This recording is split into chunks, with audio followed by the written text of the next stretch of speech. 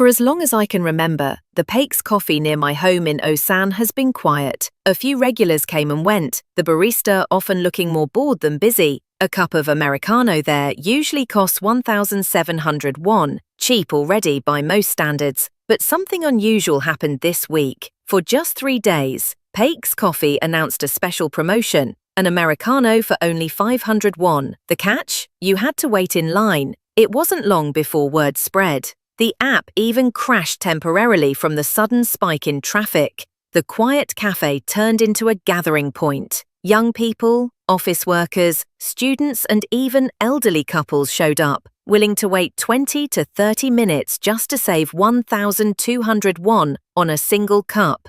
I watched all of this and thought to myself, is this really worth it? Time is money, isn't it? If I spend half an hour waiting for a 500 won coffee, am I actually saving anything? On paper, it didn't make sense. But there I was, joining the line for the 3rd day in a row.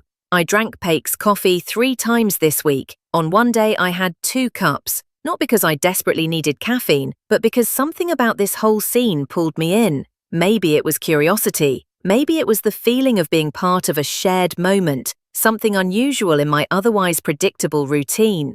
Later I learned that the promotion wasn't just a marketing gimmick, it was a carefully planned move by the Born Korea, the company behind the brand. They were covering the full cost of the discount themselves, not the franchise owners. The goal was to support struggling store owners and rebuild consumer trust after recent controversies involving CEO Baek Jong-won. The campaign was meant to send a message: we're still here and we care. And it worked. Sales went up, the buzz returned, people smiled as they waited. It was more than just cheap coffee. It was a sign of revival, a small, caffeinated comeback story. As I stood in line, coffee aroma in the air and soft chatter around me, I realized that people weren't just paying with their time, they were investing in a moment to feel connected, to feel smart for saving a little, to feel something different in the middle of an ordinary day. And in the end, maybe that's why I came back. Not for the coffee, but for the quiet joy of being part of something that made life feel just a little warmer.